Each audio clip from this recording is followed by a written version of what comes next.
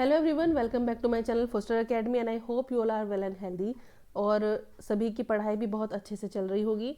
तो यहाँ इस वीडियो में, जैसा कि आपने थंबनेल पर देख ही लिया होगा, हम एनवायरनमेंट से रिलेटेड जो हमारा यूपी टेट का पेपर 2 का है, ठीक है, उसमें देख लेते हैं। 1 मिनट, ये रहा आपका सिलेबस, पर्यावरणीय अध्ययन आपका, ठीक है, यूपी टेट आपका एसएसटी पेपर 2 का। ये वाला पार्ट काफ़ी इंपॉर्टेंट है और सारे ही टॉपिक्स इंपॉर्टेंट हैं, इनमें कहीं से भी कुछ भी पूछा जा सकता है और कम से कम 5 से 7 क्वेश्चन आपके यहाँ से आने के चांसेस होते हैं।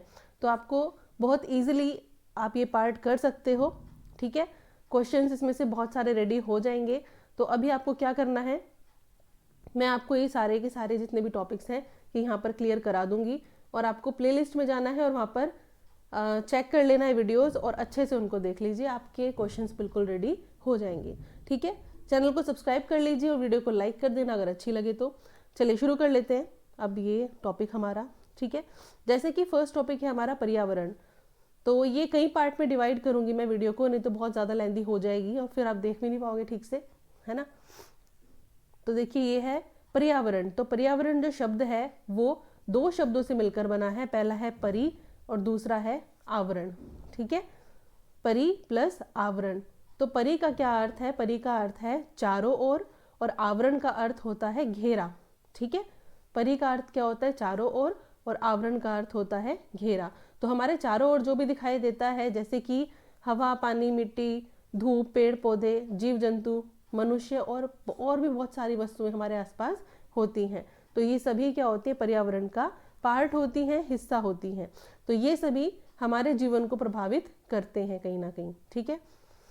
चलिए आगे बढ़ते हैं। पर्यावरण की आवश्यकता एवं महत्व। पर्यावरण जो है उसका अध्ययन हम कर रहे हैं, तो पर्यावरण की आवश्यकता तो पता होनी ही चाहिए। तो पर्यावरण जो है वो पृथ्वी पर समस्त जीवधारियों का अस्तित्व है यहीं पर, और हम सांस लेते हैं, ठीक है।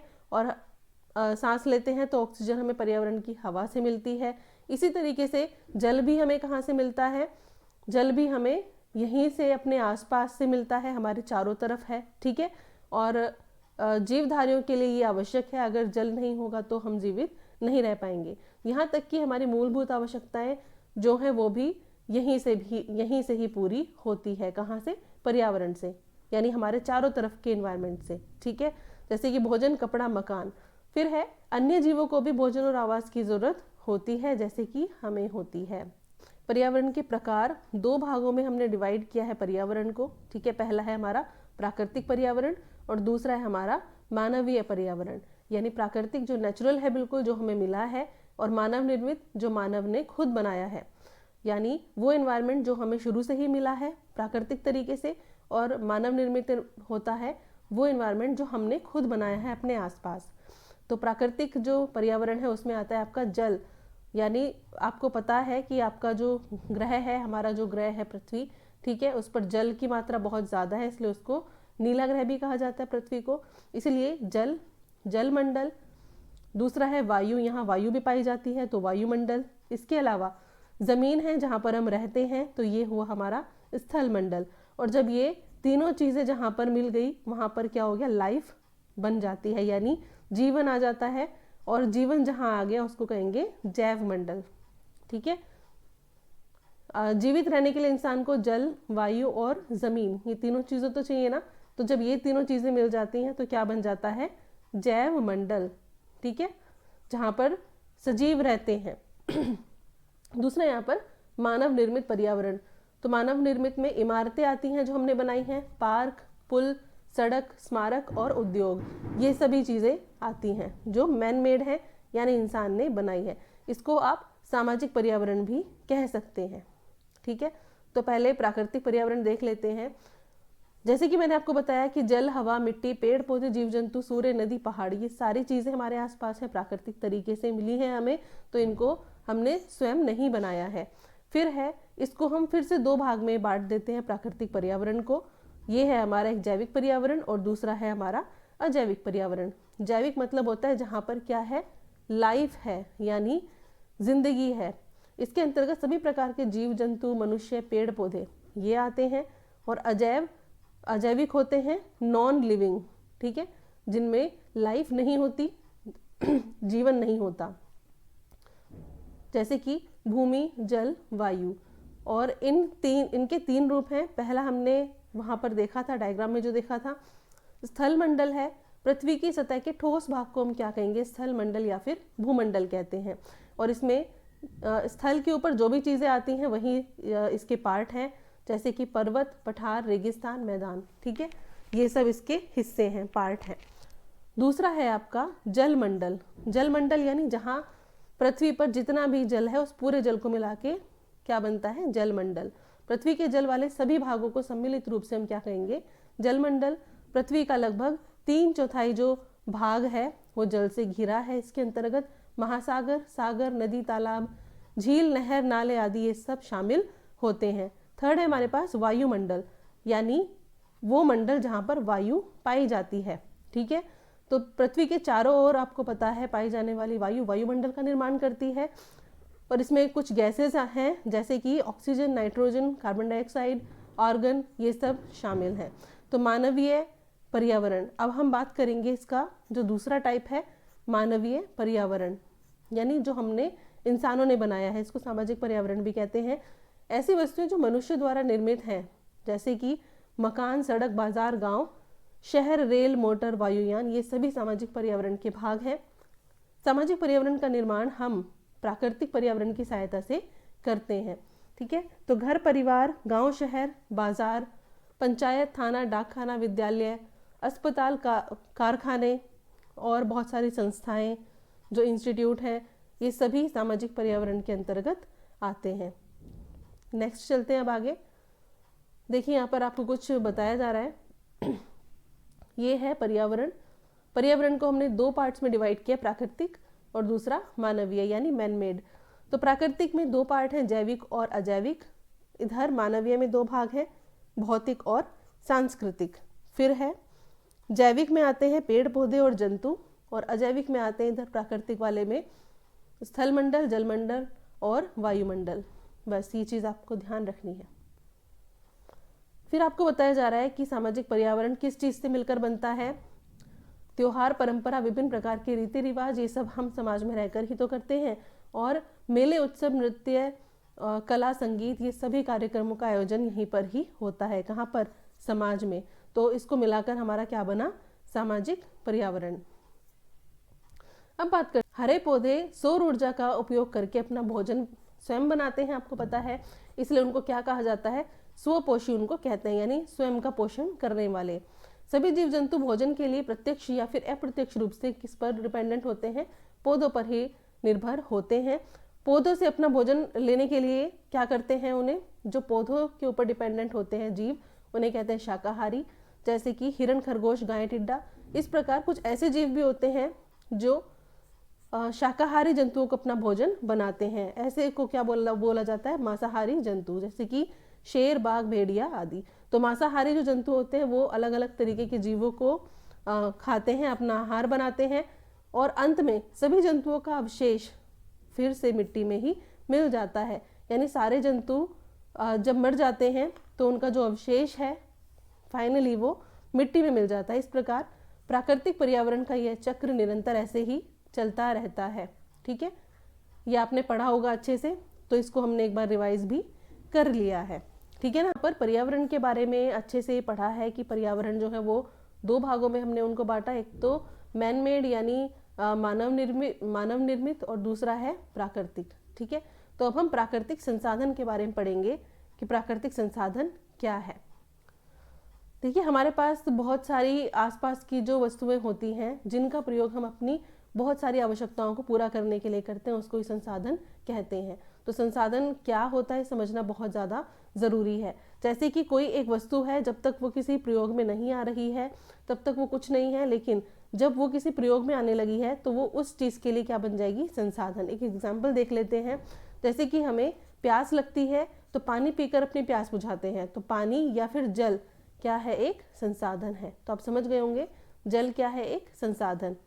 ठीक है, जिसका उपयोग हम प्यास बुझाने के साथ साथ, मतलब जब हमें प्यास लगती है तो पानी पीते हैं, इसके अलावा नहाने में, कपड़े धोने में, सिंचाई और बहुत से ऐसे काम हैं। ठीक है, तो पेड़ पौधे वनस्पति भी एक संसाधन है जो कि हमारी बहुत सारी आवश्यकताओं की पूर्ति करते हैं। पेड़ पौधों से हमें क्या क्या फ़ायदा होता है, किस लिए आवश्यकता होती है? इससे हमें भोजन मिलता है, आवास, कपड़ा, ये सारी हमारी ज़रूरतें इनसे ही पूरी होती है। तो जल हमारे लिए बहुत इंपॉर्टेंट क्या है, एक संसाधन, रिसोर्स है। इसके अलावा पेड़ पौधे क्या है हमारे लिए, रिसोर्स हैं, संसाधन है। इसी तरीके से भूमि, ज़मीन, ठीक है, ये भी हमारे लिए बहुत ज़रूरी क्या है, संसाधन है, क्योंकि कृषि के लिए बहुत ज़्यादा ज़रूरी होती है। खेती करने के लिए मिट्टी प्रदान करती है। तेल, कोयला, गैस, यातायात और उद्योगों में ईंधन के रूप में भी इसका प्रयोग किया जाता है। ठीक है, इसके बाद बात आती है जो वस्तुएं हमें प्रकृति से प्राप्त होती है तथा जिनमें हम किसी भी प्रकार का परिवर्तन नहीं कर सकते, उन्हें हम क्या कहते हैं, प्राकृतिक संसाधन। ये प्रकृति की देन है, ठीक है, इनको हमने नहीं बनाया है, स्वयं प्राकृतिक। तो प्राकृतिक संसाधन जो होते हैं हमें जिस फॉर्म में मिलते हैं, जिस तरीके से मिलते हैं, हम उनका उसी तरीके से ही प्रयोग करते हैं। हम उसमें कोई भी बदलाव ऐसे नहीं कर सकते, उसी रूप में हमें उन्हें प्रयोग करना होता है। जैसे हवा है, जल, ऊर्जा, मिट्टी, ठीक है।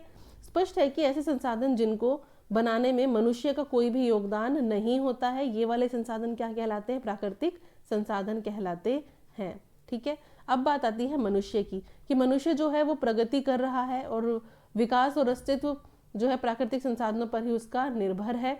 और प्राकृतिक पर्यावरण के अंतर्गत उपलब्ध संसाधन जैसे कि हवा, मिट्टी और सौर ऊर्जा, पेड़ पौधे, ये सभी जो है उपयोग करके हम अपनी आवश्यकताओं की पूर्ति कर रहे हैं।